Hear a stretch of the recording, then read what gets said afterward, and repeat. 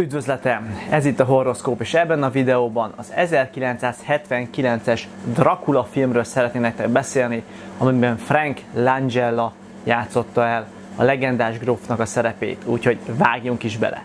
A Horroszkóp csak szórja az adást. 976, és meg is van a hatás. Mocsálén, Veszprémben, Adrien, Bárbo, az ítélet napban, odavág a tárnod.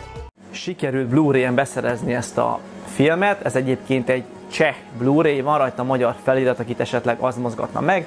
Nyugodtan vásároljátok meg ezt a Blu-ray-t, ajánlom egyébként, mivel elég jó minőségű képe van a filmnek. Tényleg, aki a filmre kíváncsi, az mindenféleképpen meg tudja nézni frankó minőségben, és a kollekciójában tudhatja ezt a filmet. Borító olyan kis egyszerű. Én gyerekként ezt a filmet egyébként láttam, és valahogy úgy maradt meg az én emlékezetemben, hogy nem annyira fajsúlyos, nem annyira kemény, nem annyira durva ez a film, és most, hogy újra néztem, hát jó pár év után, 20 plusz év után, nagyon meg voltam rajta lepődve, hogy milyen a filmnek a tónusa. Meglehetősen sötét, dárkos, így mondjam, meglehetősen komor, és meglehetősen agresszív helyenként.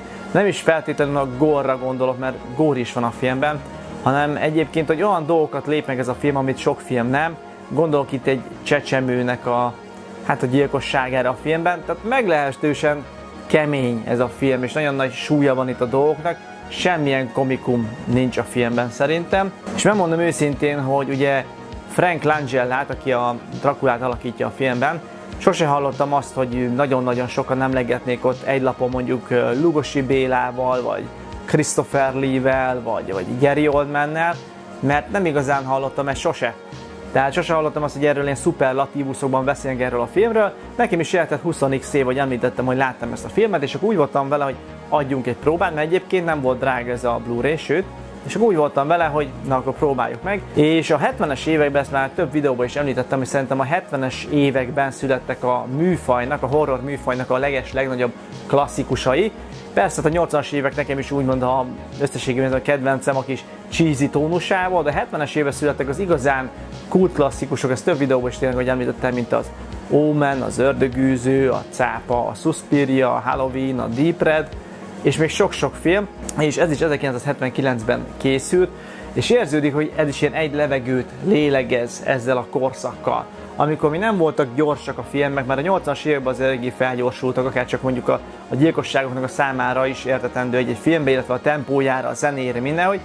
Ez még az a klasszikus értelemben vett horrorfilm, hogy nem azt mondom, hogy lassú, hanem hogy még tényleg ilyen megfelelően csordogál a történet, meglepően jó színészek vannak ebben a filmben. Ugye 80-as években nem feltétlenül ez volt a fő vonal.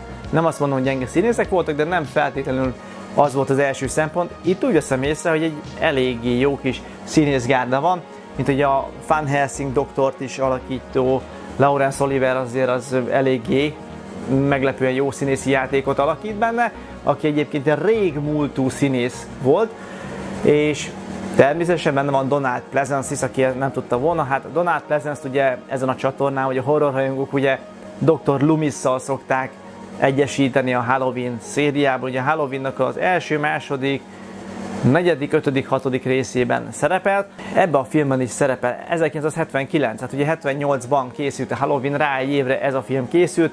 Érződik egyébként a brit akcentus, amivel beszélnek a színészek a filmben, tehát tipikus az a brit kiejtés, ami nagyon jó hallani, és nem feltétlenül egyszerű megérteni annak, aki mondjuk az amerikai filmekhez van szokva, de mégis számomra nagyon-nagyon kellemes volt ezt a filmet így végignézni, eredeti hangon.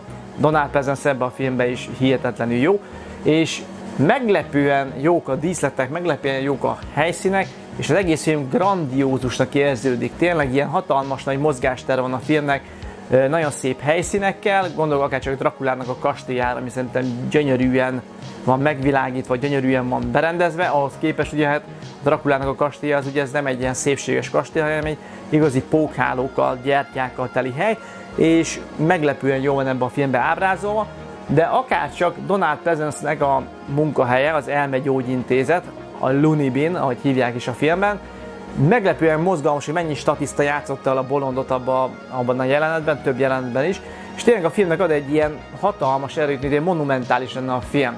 És tényleg elhitetik velünk, hogy ez a borzalmasan sok pénzből készülhetett. Egyébként a költségvetése rendben volt a filmnek, tehát nem egy olcsó filmről beszélünk, és ez érződik is rajta, meg mondom a színészeken is. És kapunk benne valamennyi gort is, nem arra fektet a film, hogy egy nagyon-nagyon brutális filmet kapjunk, akárcsak a 79 Fulcinak ott volt már Zombi című filmje, és az azért eléggé odavágott gor szinten is, de már az elején kapunk a hajón, ami ugye a gróf úr ugye megérkezik Angliába, már ott kapunk egy ilyen jó kis gor jelenetet, de nem kell tényleg erre nagyon-nagyon darabolós dologra gondolni, torokmetszésekre, meg ehhez hasonlókra, és ugye a hajója megfeneklik Angliánál, és ő az egyetlen pont Dracula gróf, aki túléli ezt a borzalmas tragédiát, tehát persze a többiek akkor még nem sejtik, hogy valójában ő a ludas az egész történet mögött. Feltűnik a filmben Renfield is, ugye a kötelező kellék ezeknek a filmeknek, aki picikét így odázva lett ebbe a filmbe, tehát nem kapott akkora szerepet, mint mondjuk a 1931-es Draculába, de mégis azt mondom, hogy jól játszott a szerepét az úriember is, és elindulnak ugye a turpisságok. Na most kapunk itt ugye hasonló mondatokat, mint mondjuk ami az 1931-es Draculában volt, hogy soha nem iszom bort, de ezek nem úgy vannak előadva, mint a Draculában. Tehát a Draculában ugye ki volt hangsúlyozva az, hogy soha nem iszom bort, és csak így el van ejtve így gyorsan, és megyünk tovább. Tehát nincs olyan kihagyás, nincs úgy tényleg kihangsúlyozva. Persze ezt gondolom szándékos volt, hogy ne teljesen hajazzunk ugye az eredeti Draculára, ami semmi gond, mert legalább a saját víziójukat alkották meg a készítők, illetve amikor megjelenik Dracula, Frank Langella, nagyon jól néz ki, szerintem sokszor úgy kapunk ilyen füstöt, műfüstöt is, és meglepően jól néz ki az egész, tényleg ilyen hatásos belépője van ugye Draculának, aki leveszi a nőket a lábáról, szó szerint ebben a filmben is. Az első, aki áldozatául esik, és ez nem spoiler, az Van Helsingnek a lánya, aki úton van Hollandiából, hogy odaérjen a Angliába, és van egy jelenet a filmben, ez meglepően velőtrázó, hidegrázó, tényleg ilyen hideglelés kerülgeti az embert, amikor Van Helsing találkozik a élő halott lányával. Kicsit így be is ugrott az Evil Dead című film egy pillanatra, hogy megláttam a lányát. Át tudtam érezni azt a mérhetetlen fájdalmat, azt a elkeseredettséget, amit látod, hogy ott van a lánya is, egy élő halott, és jön fel, és meg akarja ölelni, és hirtelen nem is tudod mit kezdeni azzal a helyzettel a Van Helsing, amit én egyébként teljesen hitelesnek is éreztem, mert abban a szituációban én nem szívesen lennék, és nem is akarok, de tényleg egy borzalmasan súlyos jelenettel van dolgunk, és Dracula gróf azért jól mozgatja a szálakat, bár érdekes, hogy ebben a filmben észrevettem, hogy nem igazán sokáig leplezi a terveit. Tehát nem igazán érezzük azt, hogy játszaná jó fiút, és akkor majd nem én vagyok az, hanem csak hogy történnek ilyen furcsa dolgok. Nem, itt igazából egy film felétől körülbelül úgy van vele, hogy engem nem érdekel, itt minden az enyém lesz.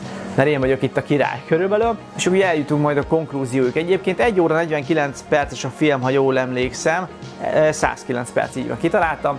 1 óra 49 perc, tehát hosszú film ahhoz képest, ha belegondolunk, de mindennek megvan a helye a filmben. Tehát nincsenek üres járatok, nincsenek töltelékrészek, hála az égnek. Szerintem jó a tempója, és tetszik, amikor átalakul Denevéré például, ezt mindig is szerettem ezekben a klasszikusabb vámpíros filmekben, illetve van olyan jelenet, hogy Dracula a magáévá teszi valamelyik hölgyet, és egy kicsit ilyen művészivé vált a kép, ami nekem így meglepő volt, de tetszik. Én szeretem az ilyen meglepően újító dolgokat, és ebben a filmben szerintem jól is vette ki magát, illetve nagyon tetszik a befejezése a végén, amikor is el is dönti az ember, hogy vajon mi történt Draculával, és ott kapunk egy jó kis közelít az egyik hölgynek az arcáról, úgyhogy meglepően jól szórakoztam ezen a filmen, nagyon jó színészi játék van, gyönyörű operatőri munka, gyönyörű díszletek, gyönyörű helyszínek, a temető is úgy jól néz ki benne, tehát tényleg olyan ijesztő, tényleg ilyen, az is ilyen ködösen meg van megcsinálva, rengeteg műfüst, ami jól van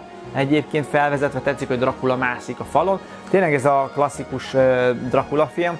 Egyébként észrevettem, hogy ugye volt a Leslie Nielsen-es Dracula halott és élvezi, az ugye a klasszikus Lugosi féle Draculát volt hivatott egyébként kifigurázni, és az 1992-es Francis Ford Coppolának a Draculáját, de észrevettem, hogy ebből a filmből is vannak egyébként kifigurázva részek, ami jó volt így látni, meg azt a Dracula halott és élvezi című filmet is nagyon-nagyon szeretem, úgyhogy én összességében ennyit mondtam volna el erről a filmről. Ha láttátok, érdekelne a véleményetek a komment szekcióba, tetszett a videó, dobjatok rá egy lájkot, iratkozzatok fel a csatornámra, és a következő videóig is béke!